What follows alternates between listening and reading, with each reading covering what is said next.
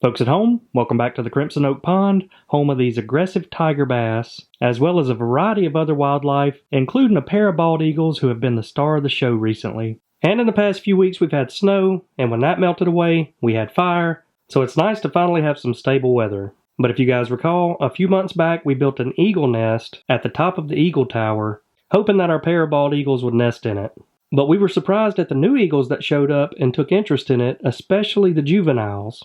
And due to the increased eagle activity, I was contacted by a wildlife biologist and eagle expert about a very unique opportunity. Dr. Scott Rush out of Mississippi State University has been working on a program that adds GPS tracking devices, and they're basically little miniature backpacks that'll track them wherever they fly around the country. And as most of you know, this is right up my alley. When we stocked our 5-acre pond, we used this pit tagging system to add these little pit tags, and each time a bass is caught, we tag them, and they're assigned this unique RFID number. And after that, we took it one step further and built a control panel and started deploying antennas throughout the pond that would help us gather data and track the movement of the fish. And in my opinion, that was a very successful project. We've gained tons of data and I've learned a lot from it. So Jared, one of the wildlife biologists, reached out and explained the GPS tracking devices. And you basically capture the eagle, attach a little small backpack in between their wings so it doesn't interfere with their flights, and then you're able to track their movements,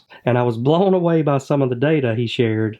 For instance, they tagged this eagle just west of us in South Mississippi, and this particular eagle flew hundreds if not thousands of miles and flew all the way up to Canada, which is pretty amazing. And here's another eagle that was tagged in South Mississippi, whose last known position is in Missouri. And here's another that spent a lot of time hanging out right here around the East Coast in Pennsylvania. So when Jared first reached out, I was a little on the fence about it because we love seeing the bald eagles around the pond. And my fear was that if we captured them and added the tracking device, they may leave the pond location and potentially never return. But after we started getting several of the juvenile eagles fly through the area, this experiment started sounding much more appealing because eagles can be a little territorial, and you're only going to have so many that can hang out and feed around one particular pond before they start getting aggressive and fighting, as we've already started to see happen. So the first thing I wanted to do was propose this question to you guys. Do you think we should tag one of the eagles here at the 5-acre pond, preferably one of the juveniles, or are you against it and think we should leave them alone? So I'd love to hear your feedback, and I want you to leave me a comment down below if you're for it or against it. But basically there's a few different ways that you could capture the eagle to add the tracking device. For starters, the easiest way to do it is to add the backpack on a newly hatched eaglet because you can just climb up into the nest before they can fly and no harm's done. And the second approach is using a tow snare, which are basically little loop traps you put around either a fish or a deer carcass, and you can catch them that way as they fly down to eat. And the last and probably most difficult way to do it is shooting a net over them and trapping them on the ground. For instance, if they were over at Cedar Falls, that would be a good spot for that application. But the reason I wanted to ask you guys about it is because it doesn't necessarily have to be one of the bald eagles. They also have trackers that you can put on owls, hawks, ospreys, basically any birds of prey would work, and we have one of almost every species out here. But there's a lot of valuable data they collect, and typically after they capture them, they may cover their eyes to calm them down. And something important they do with the eagles is they draw blood to measure the mercury and lead levels. Obviously, with the eagles eating fish out of ponds, lead can be an issue. But I personally think this is a fascinating idea. I've always been a proponent of using technology, especially in cases like this where you're gathering data and then using it to benefit wildlife. And not to mention how cool it would be to have our own little tagged eagle, and you could zoom in on the maps, and if he left our pond for a few weeks, you could see the neighboring ponds that he flew to, and in cases like this, most likely the exact location where they're nesting. But as we do with most things on this channel, I'm going to leave the decision up to you guys, and I'll let you guys know in the next video if we're moving forward with it. Alright, now it's time to go check in on Cedar Falls. Now that we've finally gotten some warmer weather, the bass are up, moving around the pond and active today. And whenever they see me, they know it's feeding time. That's when they start getting a little excited and aggressive. We got them all lined up right here in one shot. They're watching my every move because they know it's lunchtime. But there's a good look at our latest two additions, the smallmouth that we call Smalley, and the spotted bass that we call Spot. They're finally warming up to me and they'll come out and feed with the rest of them. And now we're going to do what I call a little assisted feeding. Even though I'm not adding any new golden shiners into the pond today, Every time I walk up to the pond, I affect the shiner movements because it pushes them off the bank and out closer to the bass in the feeding zones. And largemouths are naturally ambush predators. Even out in the wild in local lakes and rivers, they typically hide beside a rock or a log and use it as an ambush point, waiting on the bait to come by. And that way it only takes them short little quick bursts to feed and it doesn't expend all their energy. But how could you not love the topwater blow-up strikes? For me personally, it was one of the reasons I fell in love with bass when I was a kid, and probably the main reason they're the #1 sport fish in America, and it has a lot to do with that big explosion right there on the surface. If you've ever thrown a topwater lure, there's nothing more exciting in fishing than a big topwater strike. So that's hands down one of the biggest perks of having Cedar Falls. It's something as simple as being able to walk out here each day and see those topwater strikes anytime I show up to the pond. Gotta love it. But we can't forget about our little guy Truman up here in the wetland filter. He just shot out from under the log, another ambush like I mentioned earlier. But now that I'm out here on the dock and you can see in the water a little bit better, if you pay close attention to that one fish with a white speck on his top and a scar down the side, we showed him in the last video and he wasn't looking good. A lot of you guys thought that it was an attempted fish catch from either one of the eagles or an osprey or maybe even a cormorant. But we're happy to see that that wound is healing up really good.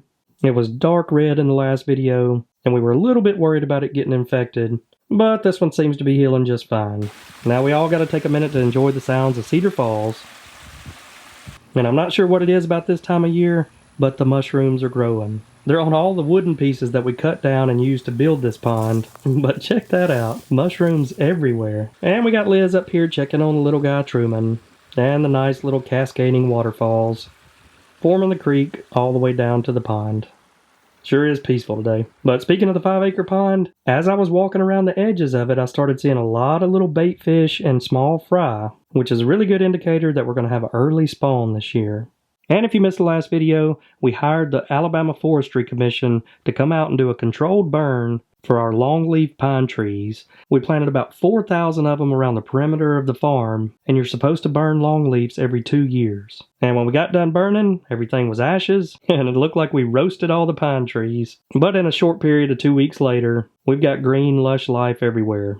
And if your fire gets too hot, you can kill off some of the pine trees. So I was a little bit worried about that, because we did get some really big flames in a couple areas. But as I'm walking around doing a health check, all the little pines seem to be in great shape. You can see all the new green growth, which is a really good sign. You want to pay special attention to that middle area of the tree. As long as that doesn't get too burnt, your tree's going to be in good shape. But those little pines better start growing quick, because all the broom sedge and everything else we burned here looks like it's already getting a jump start on them. So the next thing I did is set out some string in all the old pine rows that we had and went through and marked where the existing 2-year-old pines were. And anywhere that a tree had died off over the past 2 years, we're replanting it and starting over with these containerized pine trees. It's the easiest and cheapest way to get them. They're grown like this in a nursery. You just dig a small hole, plop them down in there, and hopefully 20 years from now, it'll be a nice big tree. But as we were setting the post and running the lines, I came across this guy, and I couldn't have been more happy to see our first pine tree that was growing out of the grass stage.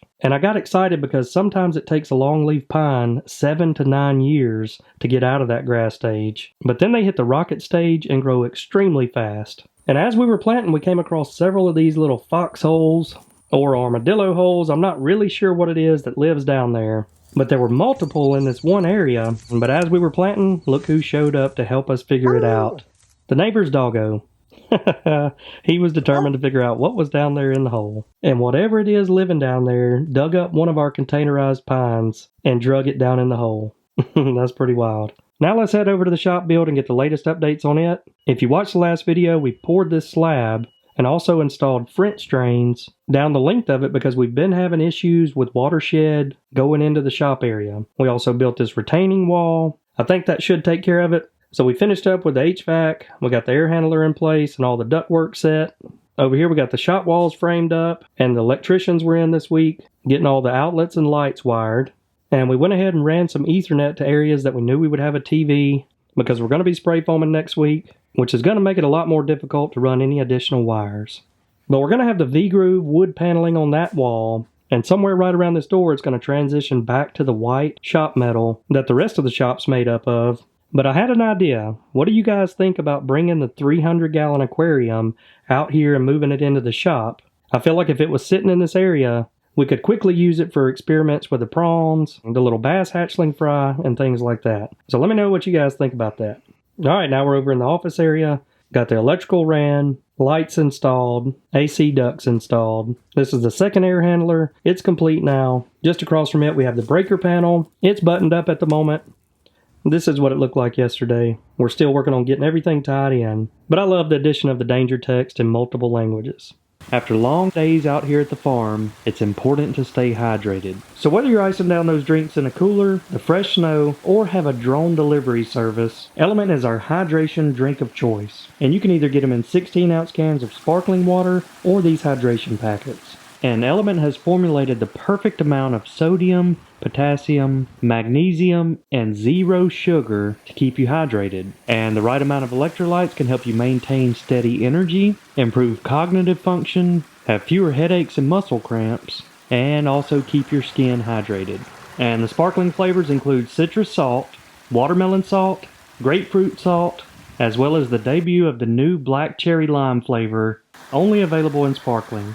So if you're interested in checking out the drink mix packets or the new sparkling, go to drinklmnt.com/BamaBass and you can get a free Element sample pack with any order by using the link in the video description. And each sample pack includes 1 packet of 8 flavors. But the best part is they have a no questions asked refund policy. So do me a favor, go check them out and join the Salty Rebellion. We got the plumbing complete for the rough end stage. Over here on the back side of that wall, we got it plumbed in for a refrigerator and ice maker, 2 of the must-haves for a shop. Now we're moving along to the outside where we are digging a trench and installing the power feeds for the main breaker panel. He had an easy job on the trencher today. No problems with this nice soft farm soil. Alright, they got that wire laid down in the trench, covered it back up. You can see where it punches into the shop right there. But while we had the trencher out here today, I decided to go ahead and dig another trench and add some conduit and a Cat 6 cable to feed internet over here to the shop. And we also hand dug some additional trenches. We're adding more of the dome cameras around. You can never have enough wildlife cameras. But we got the conduit mounted to the post, the cable ran, and this is one of my favorite cameras and has a windshield wiper on it that actuates every time we gain a new subscriber. Alright, moving on around to the outside of the shop. They got the floodlights wired there on the left. We went ahead and ran a couple extra Ethernet cables to each corner because we're either going to set up some additional dome cameras or add some point-to-point radio transmitter and receivers that allow you to shoot the video feeds from across the farm back here to the shop. As you can see, we got multiple cameras, and sometimes the radio signals are the better alternative when you're dealing with long distances. Alright, everything coming together. Got the disconnects added for the HVAC units. Got the fresh air return vents installed above. You can barely even notice they're there. And I mentioned we may eventually move the Starlink over. We went ahead and punched a conduit through right there. So if we end up moving it, that's where it's going. Alright, we got some rain coming through later today that's going to test out our piping system. Just beneath all this gravel is a perforated pipe that some people call a French drain. So when the water hits the gravel, it should sink down and the pipe carry it down towards the pond. We also added these little miniature drains on the side of all the concrete that flow right over here into another drain pipe, so we should be covered on the water. And you know we couldn't pour all of this concrete without letting Sarah and Oliver put their initials in the slab. That'll be here for years. And that's a wrap for the shop this week. Got the irrigation on, water in the sod. And I've heard that you're supposed to get all this work inspected, so we hired the county inspector to come out and take a look at it. He was taking a detailed look at our drainage installation and said he'd let us pass this time. But we finished all the work out here at the shop this week just in time for a party because our little boy's turning 2. He had a good birthday party. His favorite new addition was the tractor. But you know, for us down here in the South, all we need is a good excuse to cook crawfish. And if you never listen to another word I say, trust me when I tell you this is hands down the best crawfish boil recipe anyone on YouTube is going to show you. We found this by accident one day, and that was mixing 2 seasonings together called Swamp Fire and Louisiana Crawfish and Shrimp Boil. So you do a half and half mix. If the container's big enough, you can use the entire 4.5 pound sack. If you're using one of those smaller pots, go with about 2 pounds of each seasoning. And you can't forget the Conecuh sausage and potatoes. And we typically just purge our crawfish by running water over them for about 25 or 30 minutes until that water's nice and clean. But you can't have a crawfish boil out here at the farm and not feed some to the bass. So we got some added to the little small cooler, and we headed over to Cedar Falls. Let's see who's ready to eat a crawfish. So unfortunately, the wind is cutting down on the visibility today, but we still have just enough to see them eat. Now, if you know much about smallmouth bass, one of their favorite things to eat is crawfish. And look who's hanging out right here beneath me. We got Smalley, so I'm interested to see if he can get one. He's going to have to be faster than that. The tiger bass was more aggressive. Alright, for this one I'm going to try to throw him a little closer to the beach area, so maybe he has a chance. That wasn't close enough. Alright, for this next one, he's going up in the beach area. Alright, little guy, you might have a chance if you stay right there in the sandy area. For some reason, they don't like coming up when it's that shallow, so if you hang right there in that spot, you might make it till sundown, then maybe you can make it over to one of the big rocks. With that wind, I'm not 100% sure if the smallmouth ever got one or not. That particular bass didn't know what to think about the texture of it, but it didn't sit there long enough for him to try a second time. Look who showed up to the party. Don't worry, little guy. Luckily, we had crawfish to feed him today. Alright, when the water and seasoning comes to a boil, add the crawfish, potatoes, and sausage. And then you want to bring the water back to a boil, usually taking about 10 to 15 minutes. Then you're going to add the corn and mushrooms and let everything soak for 17 minutes. And you want to make sure to get everything pushed down in there, especially that corn, because their only cooking time is during the soaking phase. Man, that's looking good. My mouth is already watering. Alright, now that 17 minutes is up, the cook is complete. One of the things I love about this cooker is it's got the basket that makes it easy to transfer them out of the water. And that, my friends, is one of the best tasting birthday snacks you'll ever see. Now we got the specialized crawfish table. It's got the trash can in the middle and the cup and sauce holders. And we just spin it around until the crawfish fills up the entire table. And I apologize in advance if I made any of you guys hungry. So my family made these t-shirts that had a picture of me when I was Oliver's age at my birthday party. And what do you guys think? Is there any resemblance? We both have that blondish brown hair. But while we were at the party, my sister reminded me that a little over 2 years ago is when we found out that Oliver was going to be a boy by shooting fireworks off the island. But one of the best memories we had that day was of Sarah riding around in her Jeep, pulling the balloons behind her, excited that she was going to have a little baby brother. Now if you fast forward 2 years later, she's riding around in the Jeep with her little sidekick. They're two peas in a pod. And the ultimate way to determine if you're a good big sister is if your little brother will feed you his cheese dip.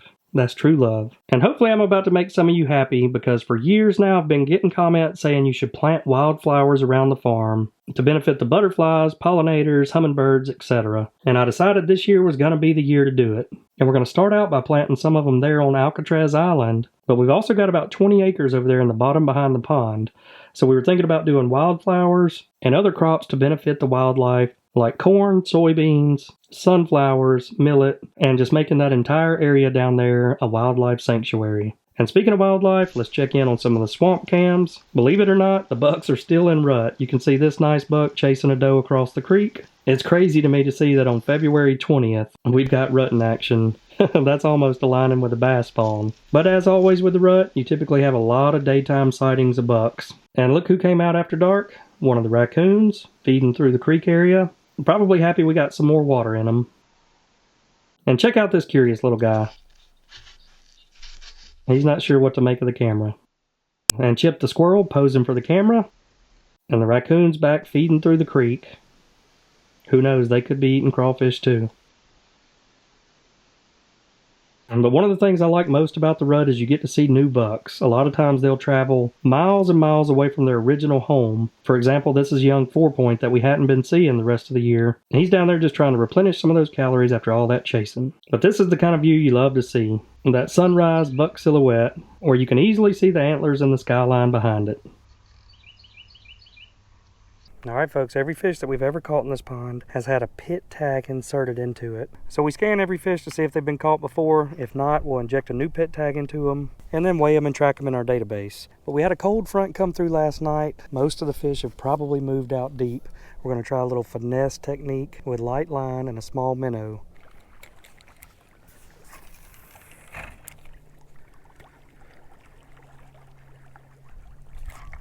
Got him.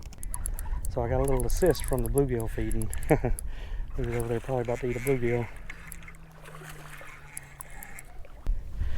That's a good one.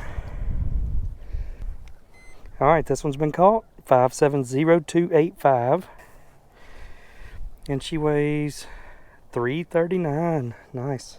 Get a length of 17.5 inches. Alright, that's a good way to start. Got a big head and a nice belly on her. Now this fish is named Peanut and it's the 5th time we caught it. We caught it exactly a month ago. It's lost a little bit of weight, not enough to be concerned about. But the interesting fact about Peanut is every time we had caught this fish prior to this was in the deep water at the dam of the pond, usually around that drain pipe. And this is the first time we've ever caught it up shallow right here off the dock, which could be a sign that Peanut's moving up into the shallow area to spawn.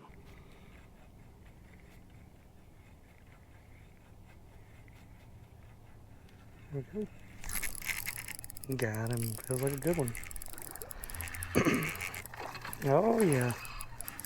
Alright, finally got her turned around. Another good one. Alright, this one is 570060 and weighs 2.53. They're round like footballs this time of year. Hey, and check this out. This is Okeechobee, one of the 100% Florida strain bass that we added last spring, and we did it to introduce those 100% Florida strain genetics. But if you notice, we added the fish last February 16th, and she didn't really grow at all in those first several months and even lost some weight, as did several other fish, and we think we had a lack of food for them at that time. But now you can see Okeechobee's back on the right track and back above the weight that she was when we first put her in.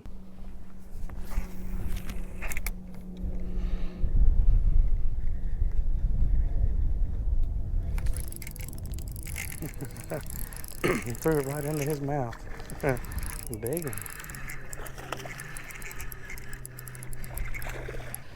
one. Man, another nice fish. Look at how thick that one is. Alright, this fish has been caught. 570000. The relative weight ought to be incredible on this one. 2.60 pounds. Alright, this fish is named Apollo and is a very special fish. So Apollo was actually the very first bass that we ever tagged back in November of 2022. And this is a very good example of why I love tagging these bass and the data you can learn from it. So I'm going to show you a quick clip of back in 2022 when I first caught this fish, and pay special attention to the cast right off the dock. Because if you notice, that was the exact same cast that I made 2 years later. So that is a confirmation that Apollo lives in that particular spot. But look how tiny Apollo was back then, and was the front runner for our tagging process. And so 5 out of the 6 times I've caught Apollo have all been right there in front of the dock. That's one fish that's set in its ways. But also pay attention, on 6/14, I caught Apollo twice in the same day. Once in front of the dock, once to the left of the dock over by the well pump. So that's a good example of all the cool and interesting data we get from tagging these fish. Got it.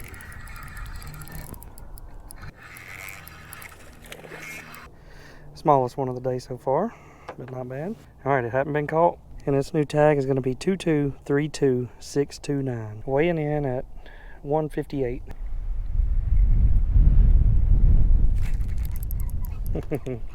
Right under the dock. Oh, good one too. I'll fight for just a minute. Another fine looking fish. Man, they're healthy this time of year. Oh, a big one that hadn't been caught. And she weighs 266. And her new tag is 2232807. It's hard to believe when you catch one over 2.5 pounds. It's never been tagged. She's a hard one to find. Alright, we're out here fertilizing the fields today. All the crops are looking nice and green, but I wanted to take a quick second to show you what we planted and how things are turning out. So we actually went in with, I think, a 6-seed mix that's got some legumes in it with the fetch and clover. And those are beneficial because they add nitrogen back into the soil. And then we've also got the triticale, winter ryegrass, and a couple others. But the farmers have been experimenting with adding what they call a microbiology to the seeds before they plant them. And I'm going to dig up a small section of this so I can show you the root structure, because the reason they add that is to add to the root mass. And as you can tell in this clump, it's got a really nice root mass, and what that does is prevent erosion each year after they cut. So a lot of that soil is going to be held in place and can help maintain some of those nutrients rather than just washing everything down the hill and potentially into the pond. We're going to get that added back, and you'll be fed to the cows here in a few months. Alright, Liz got her garden sectioned out. We got the irrigation installed so she can do a drip system. We should be showing you her garden in the next video. And now that we've got some nice green grass up here around the pond dam, the deer have came out from down in the swamp to grab a little bite and drink some fresh pond water. I believe that's a few of our babies. They're growing up fast. So over the past couple of weeks, I've been watching the bluegill feeders because I've noticed that the fish are a lot more aggressive now that we're slowly coming out of wintertime. But I set the cameras back up because I've been seeing a few of those big blow-ups, and what happens is the protein pellets come out, the small bluegills come up to feed on it, and then the bass come up and feed on them. And every so often you'll get to see the bass knock one of the bluegill up into the air, spinning around, like you'll see in a couple of these clips. He swooped in and got him right there at the end. And here's an interesting clip at night. You can see the full moon back there in the background, and also I think we have some of that plankton bloom floating right here on the surface. Raccoons don't mind it at all. They're out on their nightly feeding session. But watch here as one of them gets spooked. Not sure what that was all about. And another pair that are happy the sun's about to come up. The two ducks that we call Romeo and Echo. Echo acting crazy as always.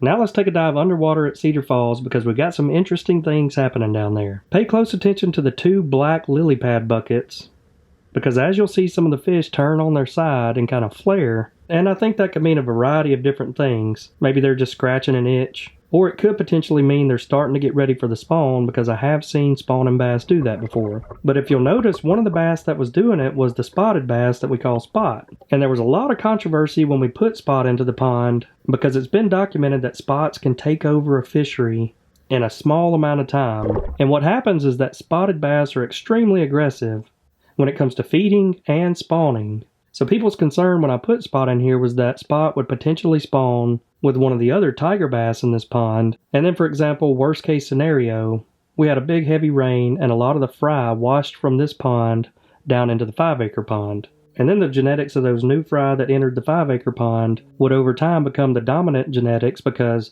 they outbreed everything.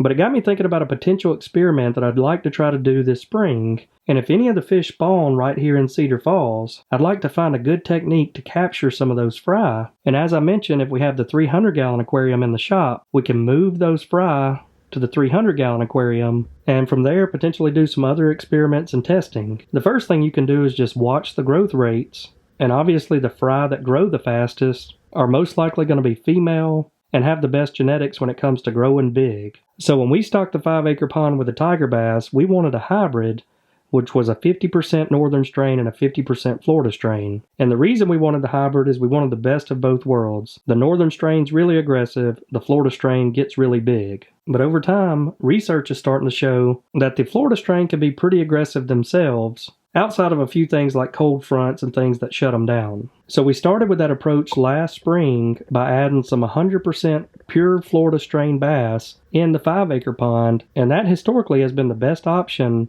for future generations of the tiger bass. Because tiger bass are already a hybrid, and most of the time when you breed hybrids with other hybrids, the genetics will degrade over time. So the thought is if you breed them with 100% Florida strain, their offspring can maintain that aggression and still grow big. So if you guys know of any good techniques out there for catching the fry, leave it in a comment down below. I'm sure there's got to be some really good ones because there's hatcheries all over the country that move fry all the time. But the end result of some of these experiments is we could take some of the better genetics that we find in the 300-gallon and use those fish to stock a future pond that we're going to build. And there's already been a lot of research that's been done on this, and some pond owners will take a genetic sample of their fish and send it off and get the results back to see exactly which strain of markers their bass has. And that's another one of those things that I find fascinating and could talk about all day long, but we'll probably save that topic for a future video. But if we do have any baby fry here in Cedar Falls this year, there's a good chance we're going to do some experiments with them. Alright, now it's time to give you an update on the squirrel house. We've had some wild events happen there a few weeks back. The squirrel that we call Chip entered the house whenever Gus Gus was sleeping in the bed. But Gus Gus had some issues later as a little farm cat showed up at the squirrel house up in the tree. And they played a game of cat and mouse. But Gus escaped by knocking one of the windows out and survived to live another day. But the interesting thing was the look on Chip's face after he came back after the cat fight. Look at him inspecting and saying, what in the world happened in here? It's like he's in shock. And he's back to his crazy ways, bouncing all over the place, even checking out the window that Gus Gus knocked out. But Gus Gus showed back up a couple nights later and resumed building his winter hideout and making a little bed and nesting area. And man, check him out there. He's dragging some logs in. Now, I think he's trying to build a fort to lock him in away from the cat. And Chip back in the house, gnawing on everything, always looking for some food. But those aren't the only ones that show up. Every so often we'll have a raccoon stop by and do a quick inspection. And then about once a month we'll see little Gus Jr. pop in. And only stay for a little while, then he's out of there. Alrighty, Oliver out here making sure that all of our wildlife are fed. Like I said, we're right here in prime rut, which came late to me this year. The raccoon got a little rattled. Another buck out moving midday. And there's a few bucks hanging out with the does. Another good sign of the rut. But here's another nice buck that we hadn't been seeing all year. I think he just showed up in the past few weeks. And you can tell it's getting close to Valentine's Day for the two raccoons.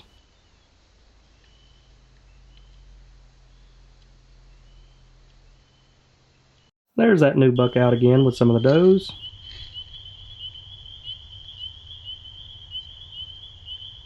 And little Ollie trying to take a birthday nap. There's that 4-point that we saw down at the creek. And they're going to be rutting rain or shine.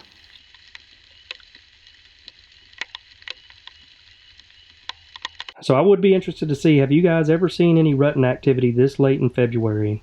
We've seen it in early February, and that's even why they extended our deer season into February 10th. But I've never seen it this late. I'm not sure if it was weather related. We had the snow come through, which may have impacted it, but it seems very late for the deer to be rutting. Alright folks, if you made it this far in the video, make sure to hit that subscribe button to follow along with the 5-acre pond, bald eagles, and all the other exciting projects we've got going. But I hope you all enjoyed this one, and we will see you all next time.